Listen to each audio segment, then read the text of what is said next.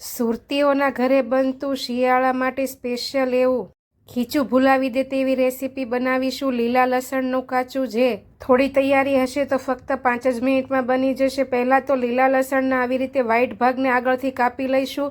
પાછળથી લીલા ભાગને આપણે એકદમ ઝીણું ઝીણું ચોપ કરી લેવાનું છે। બટેટા બાફીને એકદમ ઠંડા કરી લેવાના છે અને પછી તેને આવી રીતે ઝીણા ઝીણા એકદમ મેશ કરી લઈશું। મિક્સિંગ બાઉલમાં લીલું લસણ એડ કરી તેમાં મીઠું, હળદર, ધાણા જીરું પાવડર અને 2 ચમચી જેટલું સિંગ તેલ એડ કરીશું। બને ત્યાં સુધી સિંગ તેલ લેવું અને હવે હાથથી બધું મસળીને લસણનું મોઇસ્ચર તેલમાં ઓબ્ઝર્વ થઈ જાય તે રીતે મસળી લઈશું। 2 ચમચી જેટલી મલાઈ એડ કરીને તેને આવી રીતે રાઉન્ડ શેપમાં ફેટી લઈશું। ઉપરથી બટેટા એડ કરીશું મેશ કરેલા અને તેને પણ બરાબર મિક્સ કરી દઈશું।